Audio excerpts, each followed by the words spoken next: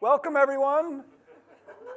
I tried to steal a puppy, but the best I could do was beers. So if anybody needs one, Sean, are you? There you go. Thanks. Make sure and clap a lot. I think maybe I'll just keep it. Exactly. And anybody else? This is all about hospitality. I'll take it. Great. All right. Just kidding. I'll keep it. I might need it.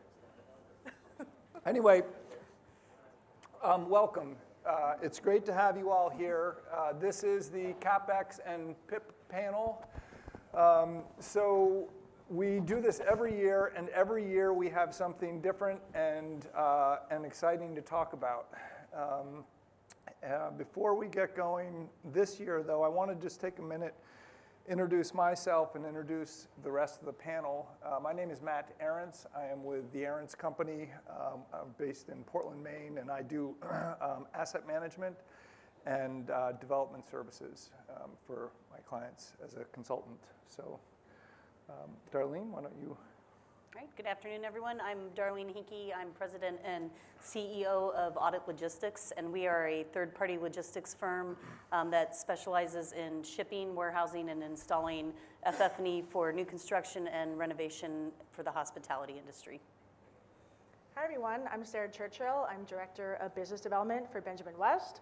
We are an FF&E and OS&E procurement firm. We purchase $1.5 million a day on behalf of all of our clients, and we do everything from extended stay all the way up to select service, full service, luxury, and ultra luxury. My name is Jay Eubank. I work with Hilton, have been there for many years. Used to renovate hotels, now I tell other people how to renovate hotels. My team leads, I lead the PIP team for North America for Hilton. We write for all brands. I'm Lissa Pierce. I'm with IHG Hotels and Resorts. I mainly work on our premium lifestyle and luxury brands. I head up our PIP and then design review team. So we take a project from writing the PIP all the way through to fruition, like opening or renovation completion. So. Great, thanks all. So I mentioned briefly that each year it seems we have something different to talk about. And this year, the theme really is all about forgiveness or the lack of forgiveness. The days of forgiveness are over, as I think many of you know, and the brands have started talking about about a fixed renovation cycle, sort of the new buzz phrase, if you will, in the Capex world, and particularly as it relates to PIPs. And I thought we'd start with our brand folks, and maybe Jay, you could talk a little bit about that for us. Thank you. So I think the companies are seeing that there needs to be a return to quality, and that for several years, starting in 20, we were all desperate in a way, and we were pushing off renovations and giving that forgiveness. And now we're recovering, we're making money again in many instances, and it's time to start returning quality and serving guests in the way that they expect to be served. And I'm seeing that through several different companies. You agree in that regard?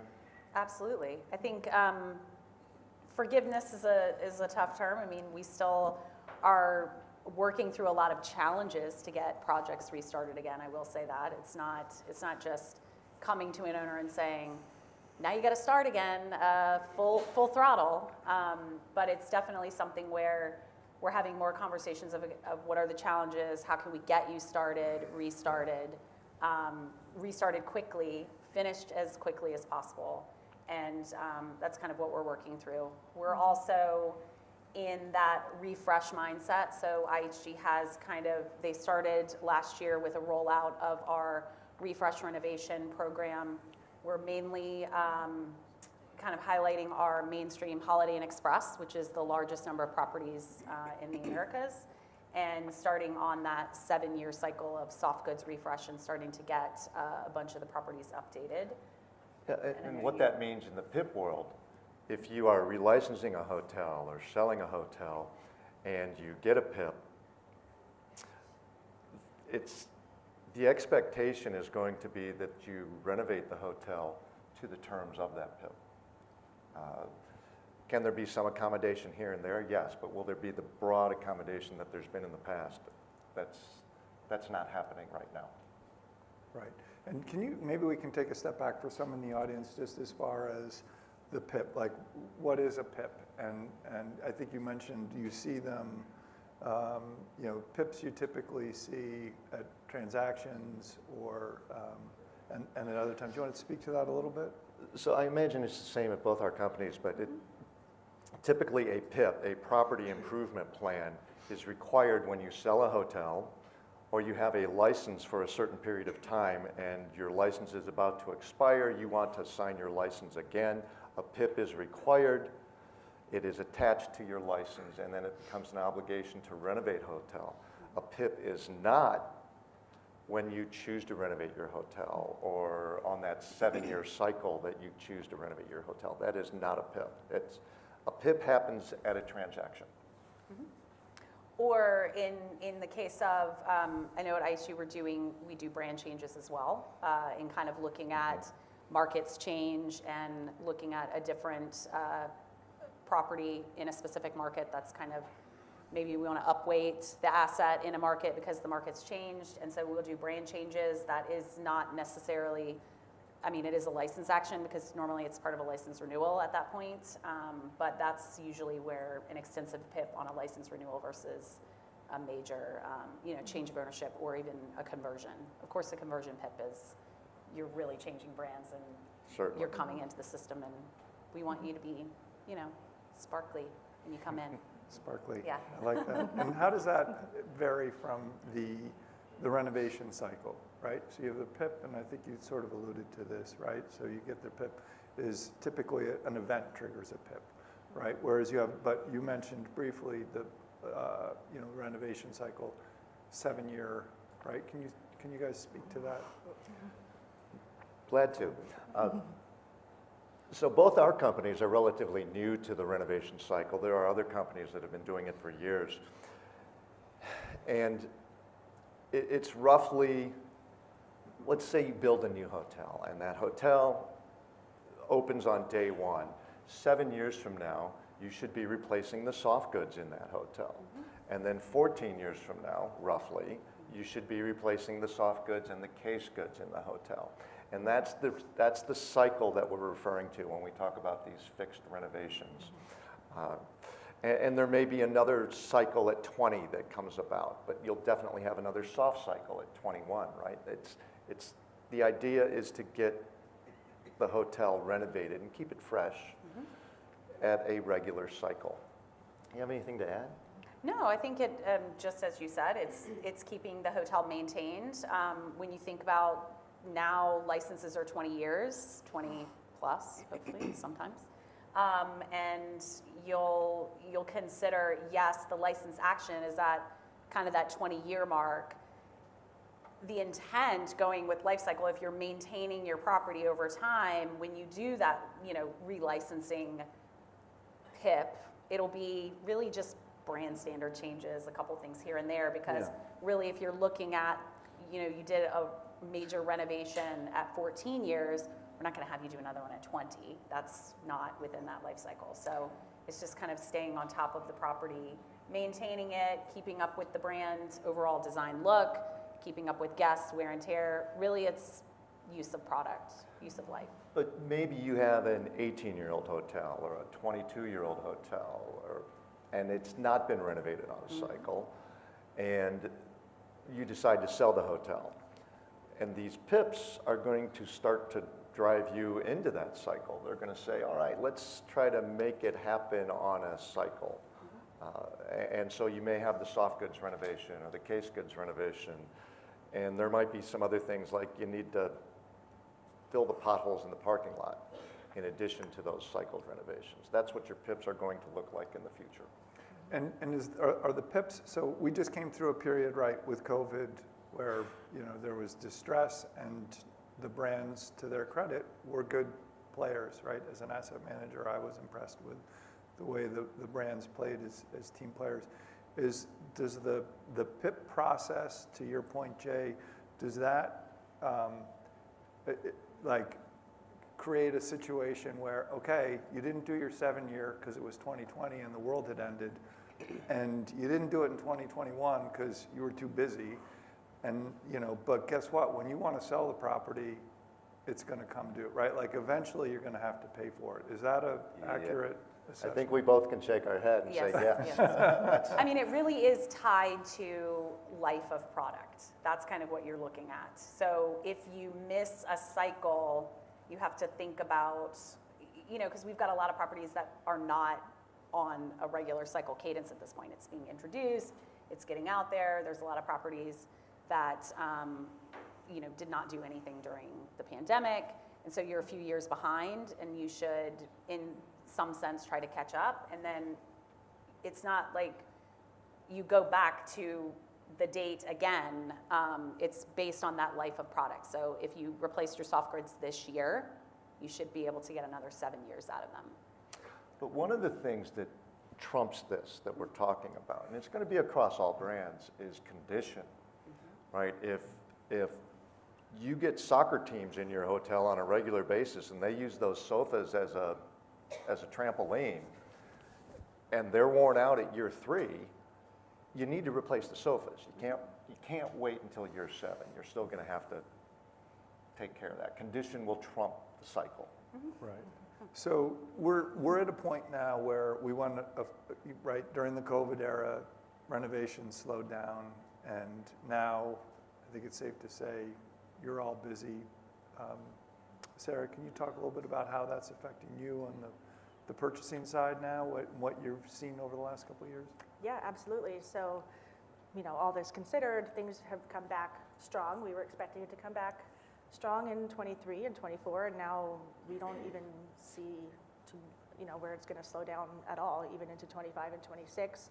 So in our world, purchasing, we want to get started as early as possible. You need to assemble the team as early as possible and have a plan, and now is really not the time to use a vendor that no one's ever heard of. So we have about 4,000 vendors in our Rolodex, and we're working with 10% of those vendors on a regular basis, issuing 7-digit POs to them on a weekly basis. And you don't want to look to the number on a spreadsheet in this day and age, because it's so important to work with people that are going to be able to perform and really get the project across the goal line. Excuse me, did you say start early?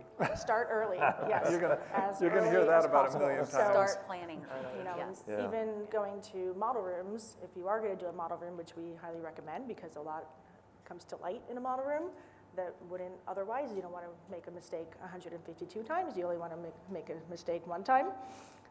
We recommend, even if you're not planning on doing your full renovation until 2024 or 2025, to get that model room done now.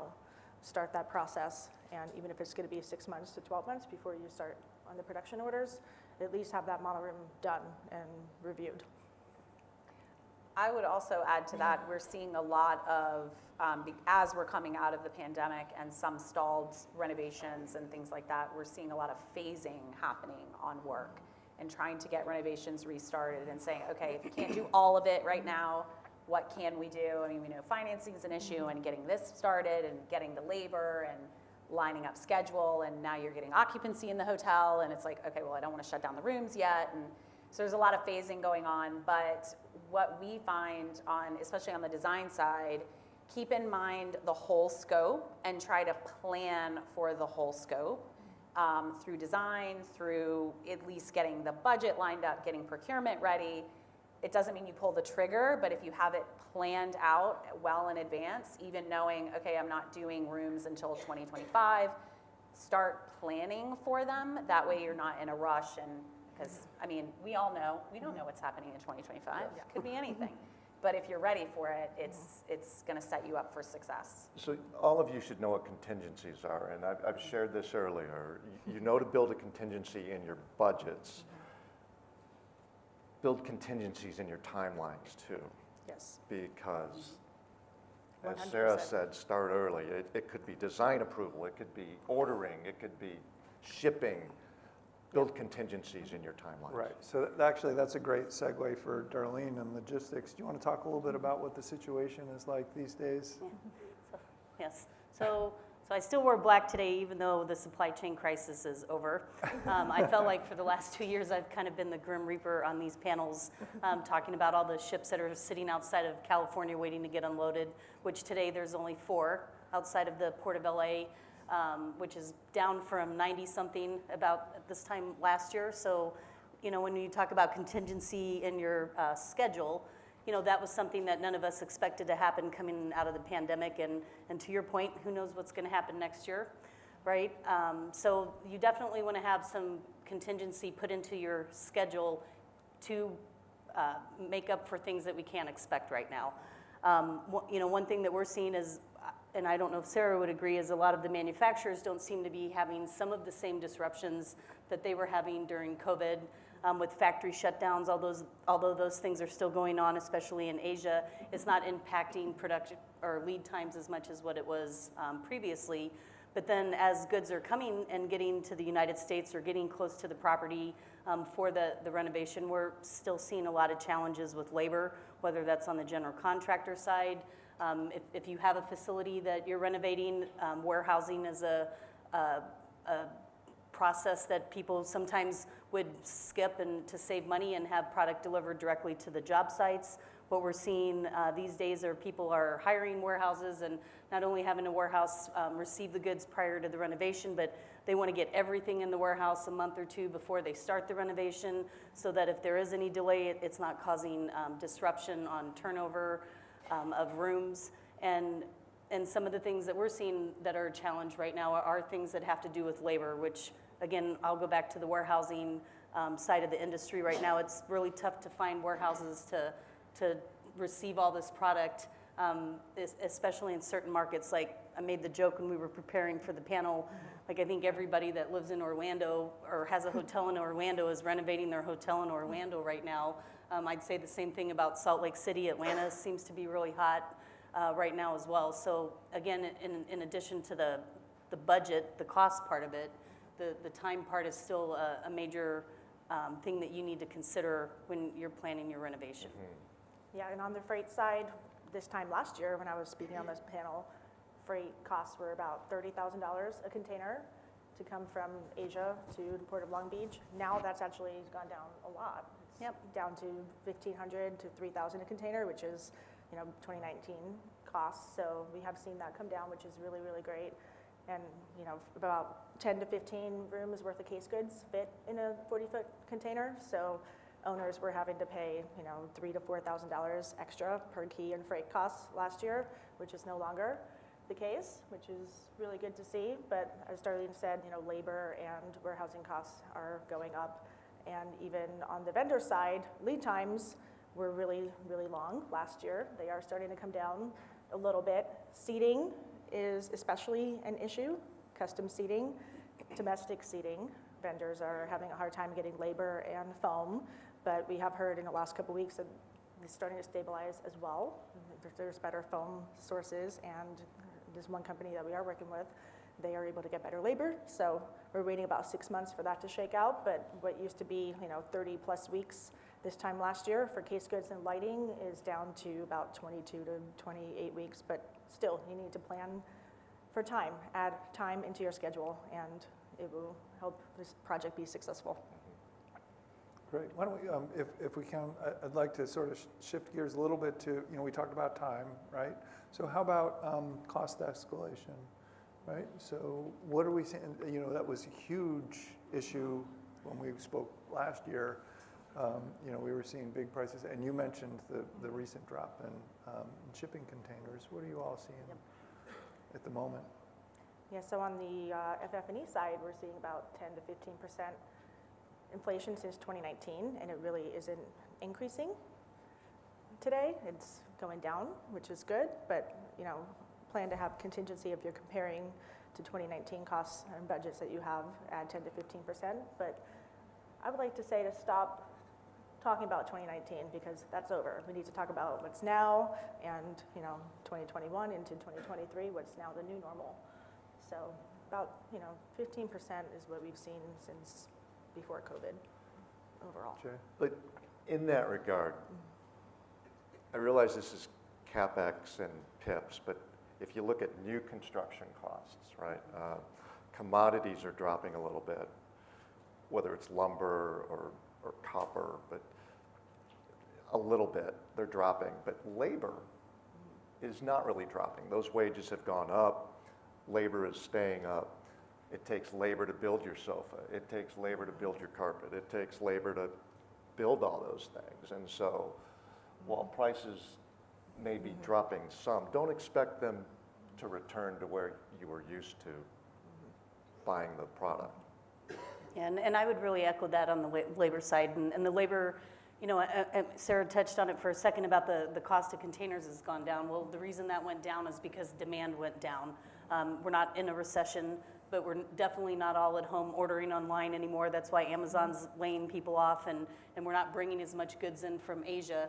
So that's part of why your transportation costs have come down, especially on the container side. But you know, some of the things that are still happening on the cost side, especially with transportation, is the fluctuation of fuel up and down. The cost for truck drivers is going up. The cost for the people that work in the warehouses is going up. You know, and these are not skilled laborers in a sense. You know, but people at a warehouse that's receiving product in and loading trucks out is sometimes making between $25 and $30 an hour now. When, you know, pre-COVID, those jobs paid, you know, $12 to $15. And so the general contractors are seeing that on site as well. And we tell people, again, back from 2019 for any kind of freight warehousing or installation budgets, that you're at least 20% higher than what you would have budgeted back in 2019. And that has a real effect. And on a lot of renovations that we're doing right now, we have a lot of owners that are coming to us and say, oh, I used to always carry 7 to 10% for freight in my budget, or 4% for warehousing and install. And now, in some cases, depending on what the brand of the hotel is, those numbers are up around 18 and 24% combined. So that's a big number that people didn't consider in their budget, on top of, you know, maybe the increased cost of FF&E. And I know Matt's going to get to it, but when you look at historically what have been the reserves that a hotel has put in place for a renovation or a PIP, I think historically the number has been low to begin with, and now we're in an era where it's even higher than what we saw a few years ago. Right, right. Yeah, and So those percentages that Darlene just said, that's of the FF&E product only cost to hold for freight and warehousing. yeah, so go ahead, Lisa. And I was going to say, Darlene, I'm glad you said just demand, because when we talk about the stall on renovations and property improvements in general for years, the demand for renovation is here. So we're, you know, the guest is demanding it. You've got other properties surrounding your property that are getting renovated, so you have to keep up. And so the demand that surrounds any renovation is there for costs to increase overall. Right. So, and Sarah, you mentioned this briefly, or Darlene, about there's a number, right, that with the magic number of 4, not 3, and the De La Soul song. Anyway, so 4 is the magic number. 4% has historically been the magic number for Capex reserves. I think most of you in this room hopefully know that that does not make sense. The ISHC, International Society of Hospitality Consultants, has done a white paper on this for years that, Darlene, I know you're involved in this year, particularly. What were some of the takeaways from that, if 4 isn't the right number? Yeah, so I think it's interesting what I've learned from the Capex study, which is going to be coming out this year. The ISHC, which, as Matt said, is the International Society of Hospitality Consultants. So I would definitely look up the Capex study once it comes out this year. And there's been previous Capex studies, which is one thing that makes the Capex study so unique, is that it goes back not only the last, what I think is really interesting about this one is it looks at the time frame between COVID, but then it also has all the historical data from a decade before that. And so back before COVID, we would get on these panels and talk about the previous Capex study, and we would talk about how instead of the number being 4%, it's more like 6, sometimes 7. And what's interesting about the new study, and I don't want to give too much away because I want you guys to get it whenever it comes out and read it, is the number's significantly higher now. And you know, part of that takes into account that the hotels didn't have as much revenue during the years of COVID. So that is called out in the book. But again, what's interesting is when you look back historically, even taking COVID out of the picture, the number's more around the 6 to 7% mark. And again, I just think it's really interesting that all the hoteliers that I talk to are always still carrying 4%. And, and then what we're even seeing on a lot of projects that we're working on now is that even if they're trying to do the renovation, they don't have enough money to do it because they have had low occupancy the last several years, and maybe some of the reserves they used to pay their employees or do other things at the property that needed to be done back when nobody was traveling and staying in hotels. But as we all know now, that's not the case anymore. Right. But yeah, it's still there's a big disconnect there. Right, so we have this almost sort of double whammy, right? With the 4% is not enough, and costs have really escalated. So whatever you thought, and then you get in your mind like, well, it's a typical soft good renovation of a Holiday Inn Express is whatever, $1,000 per room, and you have that in your mind from 3 years ago. Well, it's a lot different now. Yeah. What are you seeing, Lissa, what are you hearing from your owners and as you're talking to them about, I mean, I definitely think it's the message is to build back reserves. We know a lot of owners had to tap into their reserves. It was inevitable in a lot of cases. So if you did have to do that, the intent is to start building it back. You are now going to be on that life cycle, so it's not going to be sitting there any longer. And just to kind of get ahead of it as much as you can, knowing that we know it's very difficult. Yeah, and I think it's interesting, one more point that I want to add, what I think is interesting too is that the cost of the Capex increases as the age of the hotel increases. So if you have a hotel that's over 10 years old, your Capex expenditure is going to be a lot more than if you're in the 0 to 10-year stage. And again, I don't get any money for the book, but I'm promoting the book. The book, whenever it comes out, it also will show you based on the life cycle of the hotel when you can anticipate, and it's generally after year 10, and I know Matt knows more about this than I do, that the cost of your Capex goes up significantly because, and I think Sarah has a good analogy about it. Yeah, like when you get to 20 to 30 years, like the midlife of a hotel, that's really when that Capex, the reserve is just totally imbalanced to the requirement. You need to worry about everything from the HVAC system, roof, parking lot. There's a lot of maintenance that is required at that midlife, just like, humans in our 60s and 70s. I'm not quite there yet, but, you need your hip replacement and your back replacement so it's really important to plan ahead for when the hotel does age, that you have the reserves in place to be able to do those major renovations. And what I think is interesting is usually the 4% can cover you till the first renovation, but after that first renovation, that's when that 4% reserve is no longer, enough. And that's when that 6 to 8% jumps in. And then as the hotel ages, the Capex reserve requirements increase. And yet, something I think is important, this is related. Many of you have come through difficult times. Maybe your Capex funds are depleted. And we're talking here about you need to save 4% or 5% or 6%, and 4% really isn't enough. But you don't have that anyway, and you've deferred your maintenance, and somehow you've got to do it right now, right? The brands are saying, get it done, and it's got to be done by the end of the year. They might be telling you that. You can't claim poverty anymore, all right? The pandemic is past. People are coming back into the hotels. So if you want to claim poverty, have a plan, right? Bring a plan to your brand. Bring a plan to the people that are responsible for overseeing what you're doing and saying, this is how I'm going to solve this. Because the poverty argument held sway in 21 and a little bit in 22, but not anymore. Now they're looking for you to make a plan. What are you going to do to serve the guest needs? That's where we are today. It's interesting you mentioned planning, right? So in my role as asset manager, for all of my properties, I have a 30-year Capex plan so that my owners are not surprised. And it's not tied to revenues. We'll use revenues for reserving to pay it, but it's so that they know, like, okay, well, here's the cyclical stuff, you know, the 7-year FF&E soft goods, and then the 12 or 14-year case goods. But then the big stuff hits, right? You know, after year 10, when you start having HVAC issues, you know, God forbid, year 30, when the elevators start to go and the roof starts, you know, and you start looking at those really major capital items. If you have an extended stay brand, you've got appliances, yeah, on and on. Yeah, so it's really, I think, you know, it's an important theme that Jay raises, you know, well, planning and communication, right? From my perspective, it's really about planning and anticipating, knowing that eventually you're going to have to do it one way, you're going to pay for it one way or the other, whether it's in the PIP on sale or if it's, you know, when you get PIP'd and you actually have to do it. If you've been delaying, you're going to have to pay for it, so you might as well prepare for it.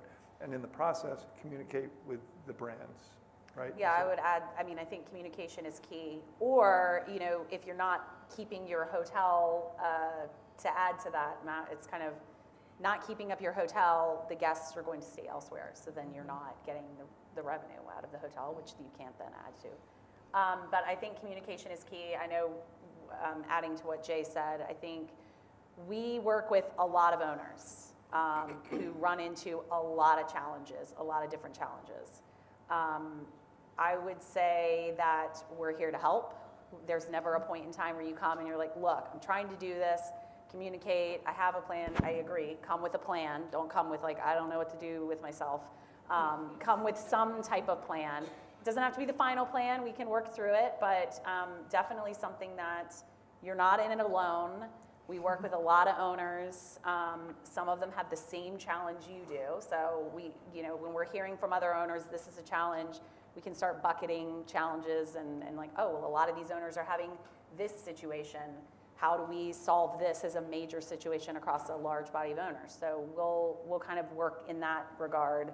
But communication is key. Staying dark and staying like, oh, they're gonna make me do it, and they're just gonna want to get it done, and they don't care about what I'm going through. We absolutely do care about what you're going through, because in the end, we 100% want you to have an amazing hotel that people want to stay in. Great. Well, I want to get to Q&A. Imagine some of you have some questions, but before we get there, this is the future of Capex. The title is The Future of Capex and PIPs. I wonder if maybe each of you can sort of look into your crystal balls and tell us what you see, you know, what's on the horizon in your world in the next couple of years. Darlene?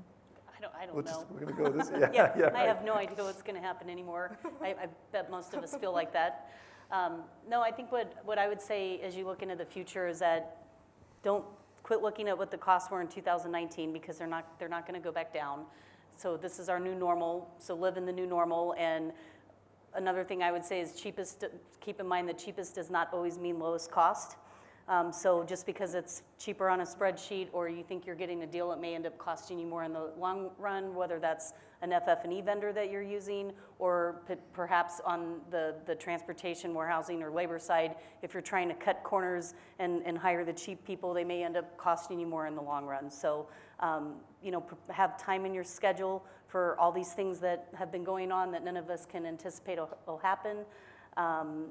And yeah, use people that you know, and don't be the guy to try the new supplier or the new company that you've never heard of or just started their business in the last 18 months. Yeah, Darlene hit the nail on the head. You really need to plan ahead. And even though we have a lot of knowledge as to what's happening all over the world, in Asia and Europe and North America, you know, we still don't have a crystal ball. We don't know when there's going to be the next ruling COVID factory closure in Asia. You know, for every one person that gets COVID in the factory over there, they shut the entire factory down. So, you know, if you have 5,000 people that can't show up to work, that's going to still delay your project, versus one person gets COVID in a factory here in North America, they don't necessarily shut down the factory. So we like to have options. So we're saying if you are doing a model room, to at least have one vendor from an international source and one vendor from a domestic source for the same commodity or the same item in a guest room. That way you have the option when it comes time for production. If, you know, Asia's closed, or, you know, Vietnam or China, or, you know, the US is having issues, then at least you have the option. But overall, I don't see the industry slowing down at all. I don't see the recession really slowing the industry down. We have a lot of things we need to catch up on from the COVID pandemic closures, and guests are back with a vengeance.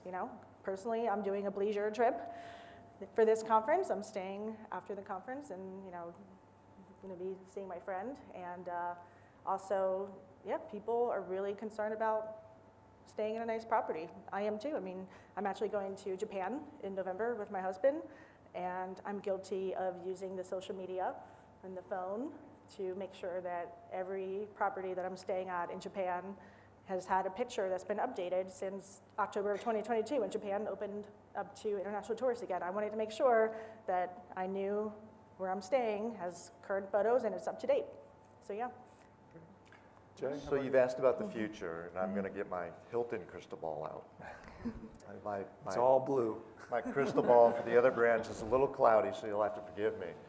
But there are other major brands that have had this fixed cycle for years and years and years. And now you've got two major companies up here that have recently implemented it. And I think in PIPs, you're going to see in the future, this fixed renovation cycle will take a larger and larger role. So if you keep up with your cycled renovations, your PIPs are going to be smaller in the future. It's going to be, take care of the parking lot that needs to be sealed and striped. It's going to be, replace those broken tile in the pool. It's not going to be the things like do a full renovation in the guest rooms, because you will be keeping up with that in your renovation cycles. That's my prediction for the year. I'm gonna add in some sustainability talk, because I think that's a big trend that you're gonna have to keep in mind when you start talking about what you are replacing and when you're replacing it. It's definitely, IHG is making brand standards changes. So we're going to be starting to get brand standards changed towards sustainability and energy efficiency of hotels. We're moving all of our new build prototypes in that direction, and so are the other, I know Hilton is and Marriott and everybody else, we're all moving in that direction. So when you're thinking about, okay, I've got to replace my lighting, it should be LED, you should be moving in that direction if you're not already. And then just that's kind of what the guest is expecting too. So it's not just what the brand is expecting, it's what the guest is saying, oh, well, this is a nice hotel that has efficient HVAC systems, and my, I know my lighting turns off when I'm out of the room and all that kind of stuff. So just keep that in mind, because it's coming, it's here. It's not coming, it's here. Great. Yeah. All right, well, I'm a little disappointed. I was hoping we were going to make it through the whole panel without mentioning brand standards. We almost had it right to the bitter end in years past. It's a global standard of what needs to happen. Yeah, anyway. Well, listen, let's open it up to the audience. I know a lot of you probably have renovations coming. You're looking for an extension from Hilton. Sean? Thanks, Matt. Really, it's relative to something you said that made me feel really comfortable when you said, fixed cycle 7, 14, 20, 21, and then at the 21, you really talked about soft goods.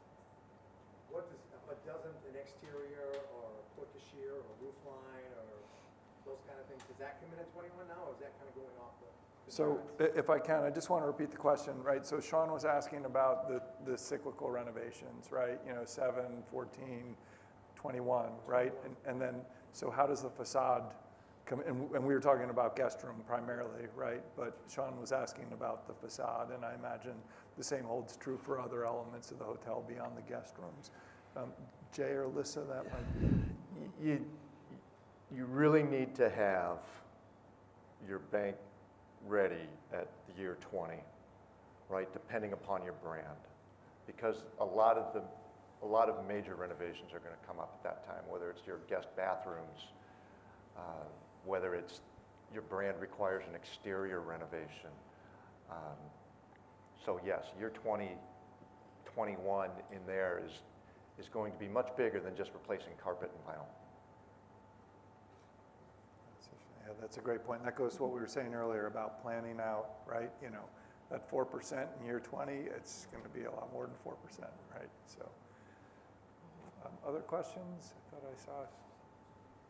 So, when it comes to sustainability, how are you thinking about what happens with the materials and the goods that are leaving the hotel, and what happens to those? Are there any benefits out there for owners who kind of take care to get it to other places or to find a reuse for certain things?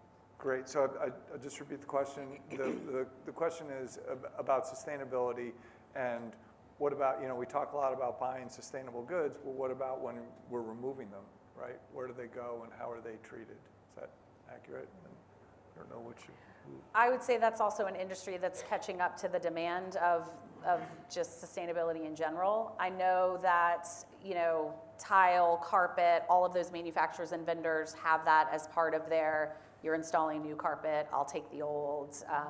There are furniture, liquidation type, not liquidation in a way, but definitely groups that will help with that. We as a brand, as IHG, are also looking to coordinate help with local jurisdiction, everything from like tax credits to federal tax credits, anything and everything that we can look at. It's new-ish to kind of rolling it all out, so it's definitely something that we're looking into, is how can we be sustainable throughout everything. And I mean, everything from our procurement groups are now looking into where is the FF&E coming from in each region, so there's just a lot of work being done in that space. And some of you may be able to correct me, but there's a lot of accreditations and such for building new hotels, but I'm not aware of any for renovating hotels. I mean, we have programs, right, where you can recycle carpet and you can recycle items, but really it's incumbent upon us to do the Yep. the sustainability part at the renovation. For renovation, yeah, and even, there's obviously sustainable materials that we can use and make sure that, our manufacturers are using and designers are specifying, but also a sustainability piece is making sure that, if you have a brand approved vendor that is manufacturing in North Carolina, but, the property's in California, and they also have a California location that may be a little smaller, you can add some lead time on there and make sure that we're manufacturing everything out of that California factory closest to the project, so you're not freighting everything across the country. Like, there's a lot of sustainability thought that goes into that as well, in terms of being able to just blanket wrap and go right to the property instead of shipping something 3,000 miles away. Darlene, you deal with on the logistics side. Does that pop up on your radar much yet, in terms, when you're removing stuff from the? Yeah, and this year, or in the last 12 months, there's been the big corporate responsibility statements that all the major brands have put out there. And even in the transportation side, it was similar to what Sarah alluded to, picking the right factory so that it's closer to the destination of the hotel, or for the goods that you are bringing in from Asia or overseas, selecting a port that's not just the Los Angeles port. If your hotel's in Atlanta, you can have the goods go to Savannah. It's cheaper, it saves you money, it saves CO2 emissions. It does create extra lead time because the boat has to go through the Panama Canal, so it'll add a couple weeks to your transit, so you have to plan for that in your schedule. But there are definitely opportunities on the transport of the goods as well. And one thing I would mention on the sustainability side too, if you don't know about a company called Goods 360, look them up. They're actually a charity that is nationwide, that if you have leftover furniture and it's in good condition, or say you order the wrong size, bar stools for your hotel, it's an opportunity for you to work with them, and they can help find local charities that'll take the merchandise, and then they'll even give you a certificate after you donate it to give you what the value of the goods were, so that you can get a tax write-off on it. So there's opportunities like that exist out there as well. And just one other thing on the liquidation part of the existing furniture, a lot of times what we see is that sometimes the furniture is too old, that nobody does want to take it, or if we find somebody that wants to take it, the ownership group is shocked at what the cost is, because again, back to the labor part, to have those goods taken out of the property and then transported to another location. Great, thanks. I think we've got time for one more. The gentleman in the back. I'll go for. In light of what happened in the last 2 weeks about banking crisis and the interest rate hike, we just had 0.25% to go up today. So the debt coverage ratio of a lot of hotels are under stress already. When you have the fixed cost of $20,000-$30,000 a week, and some of these hotels are not going to meet the debt coverage ratio required in bank because of the increased cost of the debt. And fairly, bankers don't care really what Ryan wants or not. But the point here is, have you guys thought about what's going to happen to people who cannot pay the debt? Even though business is good, but when you have a 10% interest rate or 9% interest rate on a variable rate platform, and you've got $20,000-$30,000 worth of cost of doing a PIP, a lot of people are not going to be able to meet the covenants of the bank, or they're not going to get the renewal on them. Right. So. Thought about the franchise. Sure. So that brings us.